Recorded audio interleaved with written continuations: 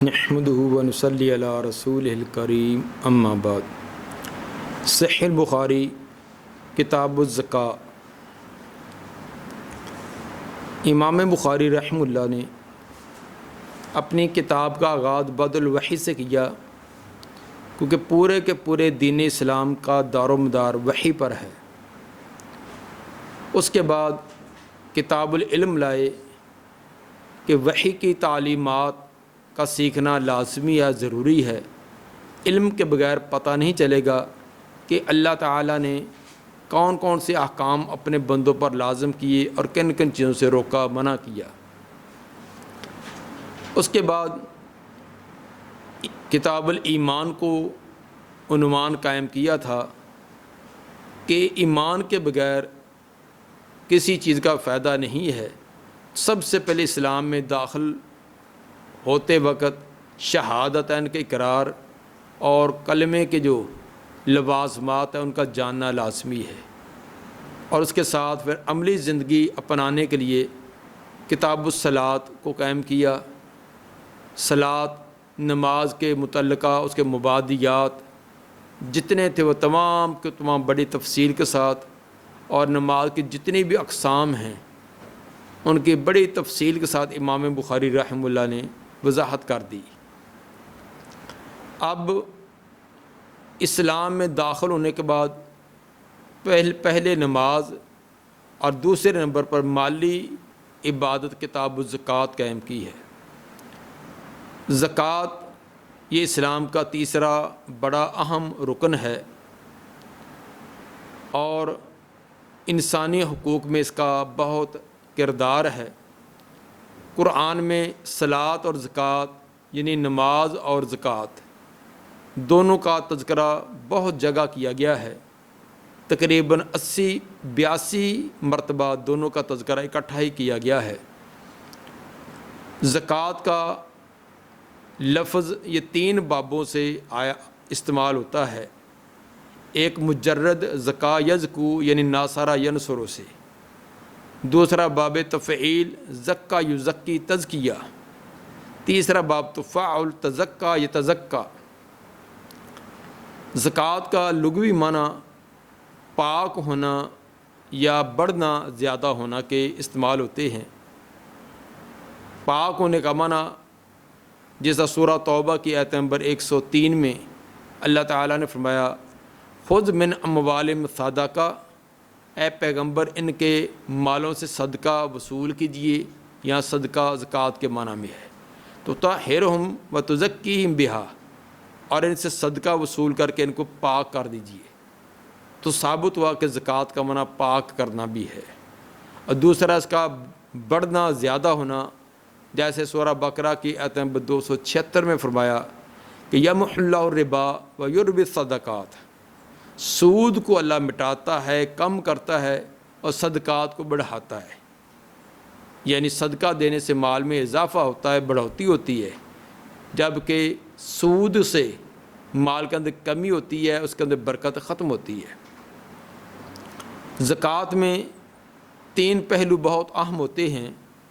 Number 1، نماز میں جسمانی عاجزی اور نیاز مندی کا اظہار ہوتا ہے، تو زکوٰۃ میں مالی عبادات اور قربانی کا اظہار ہوتا ہے۔ نمبر 2، زکوٰۃ میں معاشرہ کے کمزور افراد کا خیال رکھا جاتا ہے، جو اخلاقیات کا ایک اہم باب ہے اور اخلاقیات کی بہت بنیاد ہے۔ تیسرا، زکوٰۃ سے حب مال اور زر پرستی جیسی روحانی بیماریوں کا خاتمہ ہوتا ہے، جو روحانیت کو مردہ کر دیتے ہیں۔ امام بخاری رحمہ اللہ نے ان تمام پہلوؤں کو بڑی اچھی طرح نمایاں کیا ہے، خصوصاً زکوٰۃ کی ضرورت و اہمیت بیان کی، اور زکوٰۃ تجارتی مال میں، زرعی فصلوں وغیرہ میں، معدنیات، یہ تمام زکوٰۃ کے تفصیلی احکام بیان کیے۔ اسی طرح حیوانات، مال مویشی، ان کے اندر زکوٰۃ کا کیا طریقہ کار ہے، کیا نصاب ہے، اس کو بھی بڑی تفصیل سے بیان کیا۔ اور پھر صدقۃ الفطر، زکوٰۃ سے اعراض کرنے والوں کے لیے سخت وعید، یہ تمام احکام بھی بیان کیے۔ الغرض زکوٰۃ کے متعلقہ جتنے بھی احکام اور مسائل تھے ان کو 78 ابواب کے اندر امام بخاری رحمہ اللہ نے درج کیا ہے۔ 78 ابواب اور 172 مرفوع روایات اس سلسلہ میں درج کی ہیں، اور 172 روایات میں سے 119 موصول اور متصل سند کے ساتھ ہیں، اور باقی جو ہے وہ معلق اور متابعات ہیں، اور ان 172 میں 100 روایتیں وہ تکرار کے ساتھ ہیں، اور 72 روایتیں خالص جن کا زکوٰۃ کے ساتھ تعلق ہے۔ تکرار سے مراد کہ وہ اسی کتاب الزکوٰۃ میں یا گزرے ہوئے کتب میں یا ابواب میں یا آئندہ آنے والی اس کا تکرار آیا ہے، تو 172 میں سے 100 تکرار والی ہیں، اور 72 جو ہے وہ خالص ہے جن کا صرف زکوٰۃ سے تعلق ہے۔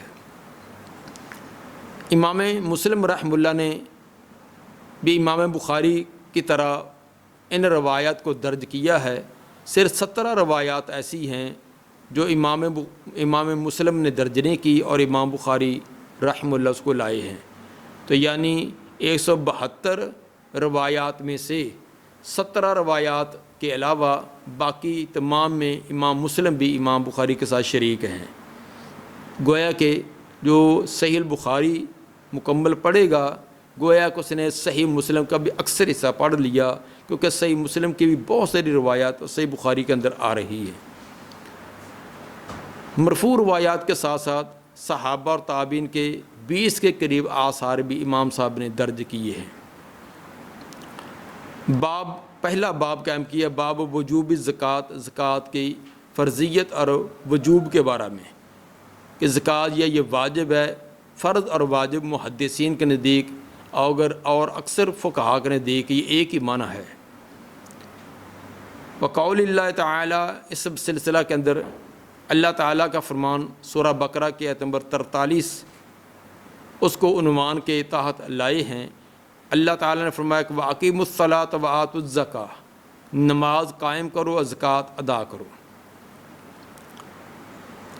امام بخاری رحمہ اللہ کا یہ اسلوب ہے کہ کتاب یا باب کے شروع میں کوئی ایک یا دو آیتیں پیش کرتے ہیں، اس لیے کہ اللہ تعالیٰ نے قرآن کے اندر تو اتنا فرمایا کہ وَآتُوا الزَّکَاۃَ، زکوٰۃ دو، کس مال میں کتنی زکوٰۃ ہے، کب ہے، اس کا نصاب کیا ہے، یہ تمام کی تمام تفصیل آگے احادیث میں آ رہی ہے۔ اب قرآن نے صرف آتوا الزکاۃ کہا، اور آگے جو 78 ابواب اور 172 روایات جو آ رہی ہیں وہ وآتوا الزکاۃ کی تفصیل ہیں۔ گویا کہ امام بخاری رحمہ اللہ نے یہ ثابت کیا کہ قرآن کا سمجھنا احادیث کے بغیر ممکن نہیں۔ اب قرآن نے تو مطلق وآتوا الزکاۃ کہہ دیا، زکوٰۃ ادا کرو۔ اب زکوٰۃ کی پوری اس کی تفصیل، کن مالوں میں زکوٰۃ ہے، کن میں نہیں ہے، کتنی مقدار ہو تو زکوٰۃ آئے گی، زکوٰۃ کی مقدار کتنی ہوگی، یہ تمام کے تمام اس کے متعلقہ احکام و تمام احادیث کے اندر ہیں۔ تو گویا کہ قرآن کا سمجھنا یہ احادیث پر موقوف ہے، جیسے وآتوا الزکاۃ کا ایک جملہ اللہ تعالیٰ نے بیان کر دیا اور اس کے کی پوری آگے تفصیل آگے آنے والی احادیث کے اندر موجود ہے۔ وقال ابن عباس رضی اللہ عنہما حدثنی ابو سفیان رضی اللہ عنہ فذکر حدیث النبی صلی اللہ علیہ وسلم فقال یأمرنا بالصلاۃ والزکاۃ والصلۃ والعفاف۔ ابن عباس رضی اللہ تعالیٰ عنہ فرماتے ہیں مجھے ابو سفیان رضی اللہ تعالیٰ نے یہ بات بیان کی۔ فذکر حدیث النبی، انہوں نے ذکر کی نبی صلی اللہ علیہ وسلم کی پوری حدیث، پوری بات بیان کی۔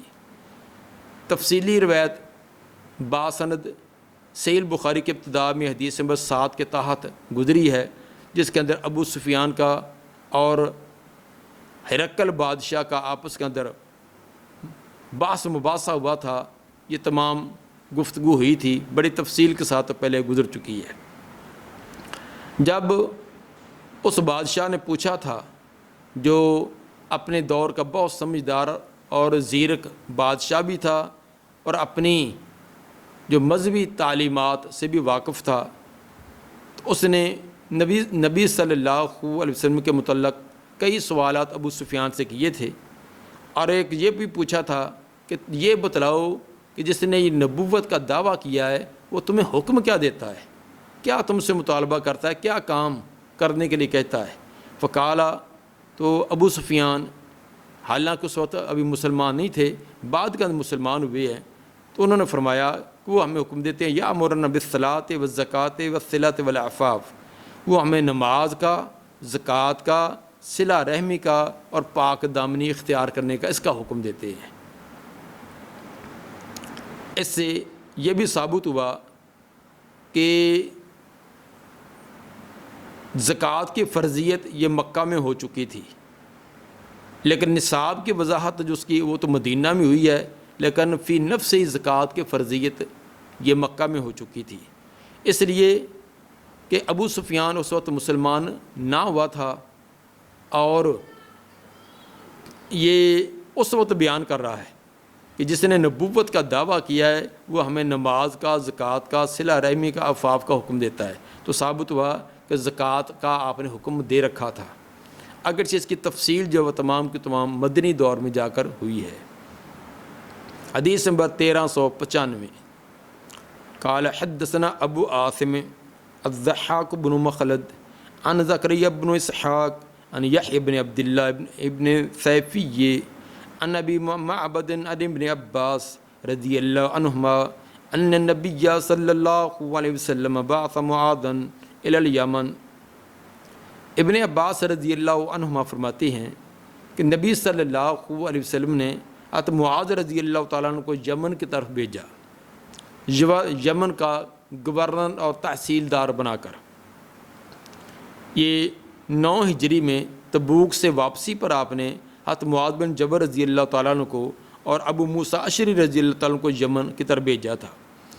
یمن کی طرف آپ نے مختلف جگہوں کی طرف مختلف تحصیلدار بنا کر بھیجے تھے، تو یہ 5 تحصیلدار تھے جو یمن کے مختلف علاقوں کی طرف تھے، کیونکہ یمن کا علاقہ بہت وسیع و عریض تھا اور زرعی علاقہ تھا، تو 5 علاقوں کی طرف آپ نے 5 تحصیلدار بھیجے تھے۔ ان میں سے ایک تو صنعاء کی طرف خالد بن سعید رضی اللہ تعالیٰ عنہ کو بھیجا تھا۔ نمبر 2 کندہ کی طرف مہاجر بن ابی امیہ کو آپ نے تحصیلدار بنا کر بھیجا، اور نمبر 3 حضرموت کی طرف زیاد بن لبید کو، اور جندل کے علاقے کی طرف آپ نے معاذ رضی اللہ تعالیٰ کو بھیجا تھا، جبکہ زبید، عدن اور ساحل ان تینوں علاقوں کی طرف ابو موسیٰ اشعری رضی اللہ تعالیٰ کو بھیجا تھا۔ تو یہ مختلف علاقوں کی طرف مختلف آپ نے وہاں کے یہ مسئول بنا کر بھیجے تھے۔ تو جن روایات میں حضرت معاذ رضی اللہ تعالیٰ عنہ اور ابو موسیٰ اشعری رضی اللہ تعالیٰ عنہ کے علاوہ دیگر کا بھی تذکرہ آتا ہے، وہ دوسرے علاقے ہیں، یہ کوئی تعارض نہیں ہے۔ نبی صلی اللہ علیہ وسلم نے حضرت معاذ رضی اللہ تعالیٰ عنہ کو یمن کی طرف بھیجا، فقالا، اور ان کو فرمایا کہ آپ نے دعوت کس انداز میں دینی، یہ آپ نے تعلیم دی۔ ادعوہم الی شہادت ان لا الہ الا اللہ و انی رسول اللہ، ان لوگوں کو جس علاقے میں آپ جا رہے ہیں تو سب سے پہلے ان کو دعوت دینی ہے شہادتین کی، ان لا الہ الا اللہ، کہ اللہ کے سوا کی کوئی الہ اور معبود نہیں، و انی رسول اللہ، اور یہ بھی کہ میں اللہ کا رسول ہوں۔ سب سے پہلے یہ شہادتین کی ان کو دعوت دینی ہے۔ فإنہم اطاعوا لذالک، اگر وہ تیری یہ بات مان لیں، شہادتین کے اقرار کر لیں، فأعلمہم، پھر ان کو معلوم کروانا، پھر ان کو بتلانا، ان اللہ افترض علیہم 5 صلوات فی کل یوم و لیلہ، کہ اللہ نے ان پر 5 نمازیں دن رات کے اندر 5 نمازیں ان پر فرض کی ہیں۔ تو ثابت ہوا کہ دن اور رات 24 گھنٹوں کے اندر 5 نمازیں فرض ہیں، اور ان کے علاوہ کوئی فرض نہیں۔ فإنہم اطاعوا لذالک، اگر وہ تیری یہ بات بھی مان لیں، نماز کے قائل اور فاعل ہو جائیں، پھر آگے اس کے بعد آپ نے فأعلمہم ان اللہ افترض علیہم صدقۃ فی اموالہم، تو ان کو معلوم کرانا، ان کو بتلانا کہ بے شک اللہ نے ان پر صدقہ فرض کیا ہے، اللہ نے ان کے مالوں میں صدقہ فرض کیا ہے۔ صدقے سے مراد یہاں زکوٰۃ ہے۔ عربی زبان کے اندر صدقہ کا لفظ یہ فرض زکوٰۃ پر بھی استعمال ہوتا ہے، جس طرح کہ کئی بہت ساری آیات کے اندر یہ لفظ ہے۔ ہمارے ہاں اردو میں، پنجابی میں یہ فرق ہے کہ زکوٰۃ یہ جو فرض مالی حصہ ہوتا ہے اس کو زکوٰۃ کہتے ہیں، اور جو نفلی ہوتا ہے اس کو صدقہ خیرات کہہ دیتے ہیں۔ تو ورنہ صدقہ کا لفظ یہ زکوٰۃ پر بھی استعمال ہوتا ہے۔ معلوم کرانا ان کو کہ بے شک اللہ نے ان پر ان کے مالوں کے اندر صدقہ فرض کیا ہے۔ تو ثابت ہوا زکوٰۃ یہ فرض ہے، جس طرح نماز فرض ہے اسی طرح یہ بھی، اور اس کا انکار کرنے والا، زکوٰۃ کا انکار کرنے والا، وہ اسلام سے خارج ہو جاتا ہے۔ تؤخذ من اغنیائہم وترد علی فقرائہم، اور زکوٰۃ وصول کرنے کا اور غرباء میں تقسیم کرنے کا اصول آپ نے یہ بیان کیا کہ تؤخذ من اغنیائہم، اسی علاقے کے غنی لوگ جو صاحب ثروت لوگ ہیں ان سے زکوٰۃ وصول کی جائے، وترد علی فقرائہم، اور انہی کے فقراء غریبوں پر وہ تقسیم کر دی جائے۔ مطلب یہ ہے کہ زکوٰۃ جس علاقے سے وصول کیا جائے، عشر جس علاقے سے وصول کیا جائے، تو زیادہ حقدار اسی علاقے کے غریب لوگ ہوتے ہیں۔ اگر تمام کو تمام اکٹھا کر کے دوسرے علاقوں میں شفٹ کر دیا جائے تو وہاں کے غرباء کو کون دے گا؟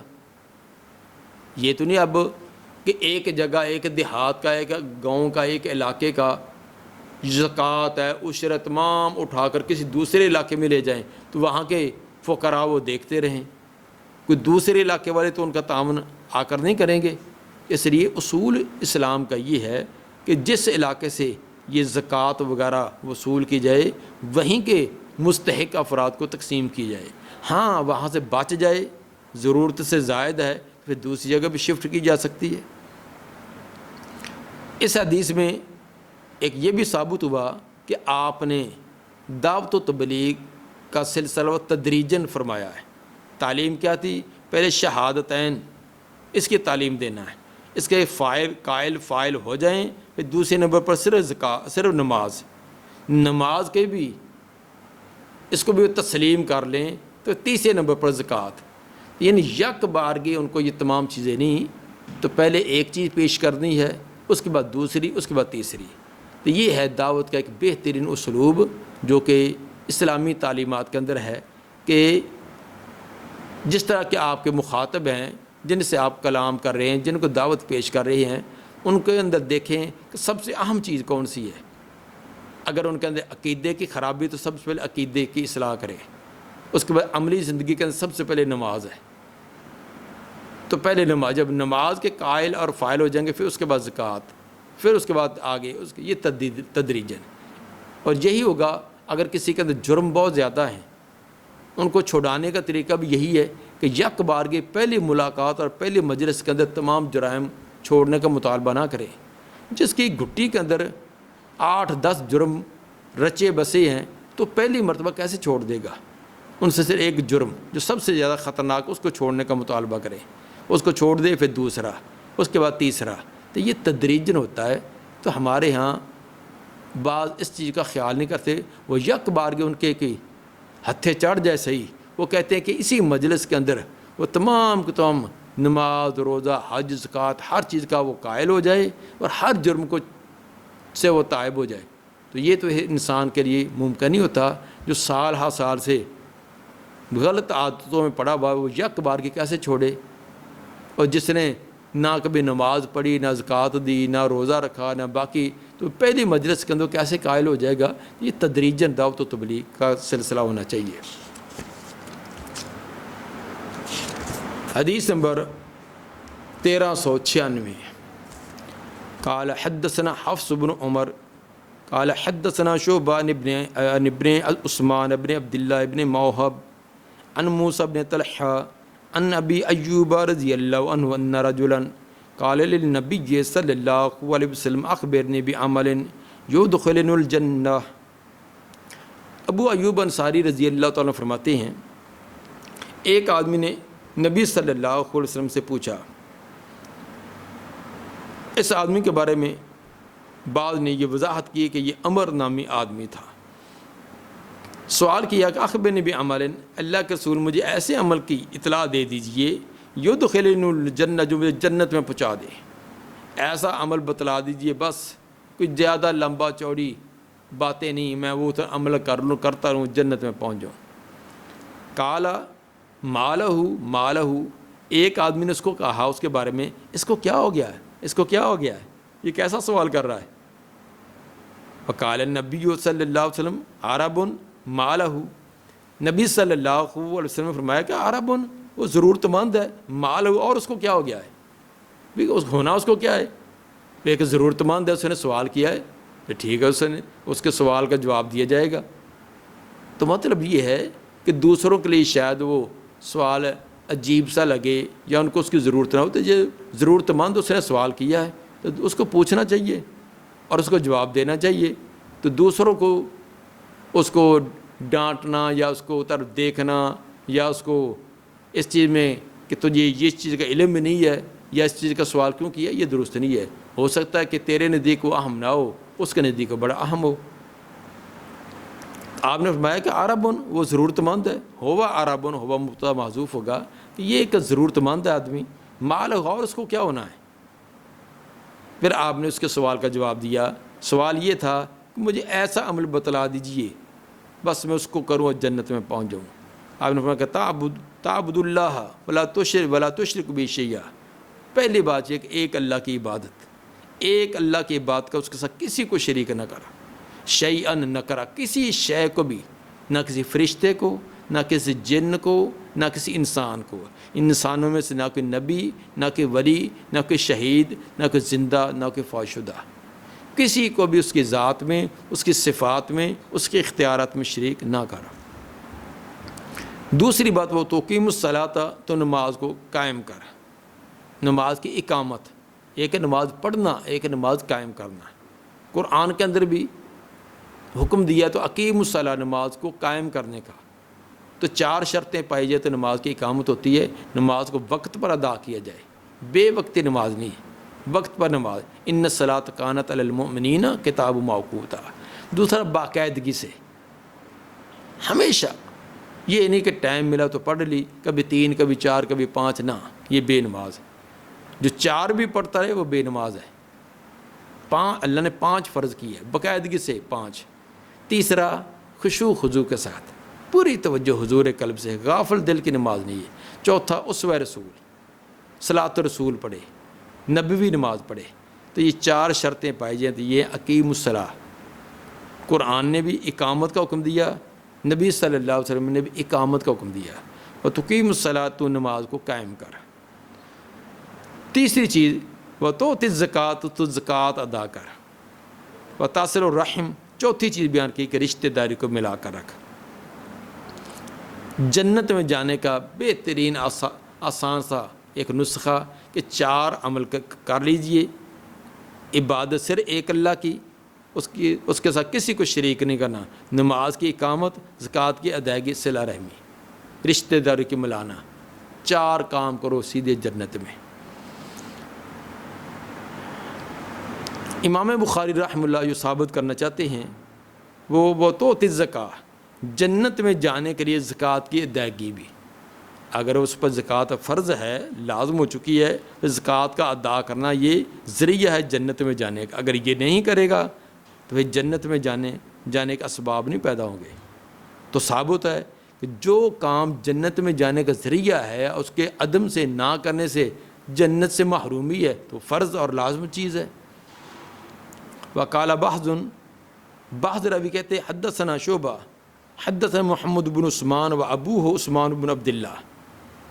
امام شعبہ فرماتی ہیں کہ ہمیں بیان کیا ہے کہ محمد بن عثمان نے اور اس کے والد عثمان بن عبداللہ نے کہ انہما سامعا موسیٰ بن طلحہ، ان دونوں نے موسیٰ بن طلحہ سے سنا، ان ابی ایوب عن نبی صلی اللہ علیہ وسلم بہذا۔ قال ابو عبداللہ، امام بخاری فرماتے ہیں اخشى ان یکون محمد غیر محفوظ، مجھے یہ خطرہ ہے کہ لفظ محمد اس کے اندر یہ غیر محفوظ ہے۔ محمد سے مراد محمد بن عثمان، جو بعض نے شعبہ سے بیان کیا ہے، تو انہوں نے شعبہ آگے 2 راویوں سے بیان کرتے، محمد بن عثمان سے بھی اور اس کے والد عثمان بن عبداللہ سے بھی۔ امام بخاری فرماتے ہیں کہ یہ محمد بن عثمان کا نام، یہ لفظ محمد یہ غیر محفوظ ہے، انما ہوا عمر، اصل کے اندر اس کا نام تھا عمر تھا، عمر بن عثمان ہے، تو اس کو محمد بن عثمان کا نام یہ شعبہ کو اس کے اندر وہم ہو گیا ہے، صحیح اس کا نام جو ہے وہ عمر ہے، عمر بن عثمان ہے۔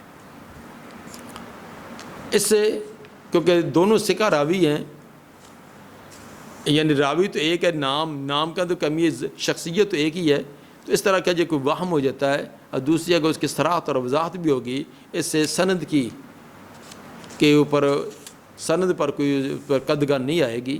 تو بہرحال یہ ایک جو اختلاف تھا وہ امام بخاری نے بیان کر دیا، اور وہ اپنی کتاب التاریخ الکبیر، امام بخاری کا عظیم کتاب ہے، اس کی جلد 2 صفحہ 4 اور 5 پر امام صاحب نے یہ وضاحت کی ہے کہ اس کا نام عمر ہے، وہ عمر کی وضاحت بھی کی ہے۔ اور اسی طرح امام دارقطنی نے بھی علل کے اندر اس کی وضاحت کی ہے، محفوظ اور صحیح نام جو عمر بن عثمان ہی ہے۔ دعا ہے کہ اللہ تعالیٰ نبی صلی اللہ علیہ وسلم کے فرامین کو کما حق کو سمجھ کر ان پر عمل کرنے کی توفیق عطا فرمائے۔ سبحان ربک رب العزت عما یصفون وسلام علی المرسلین والحمد للہ رب العالمین۔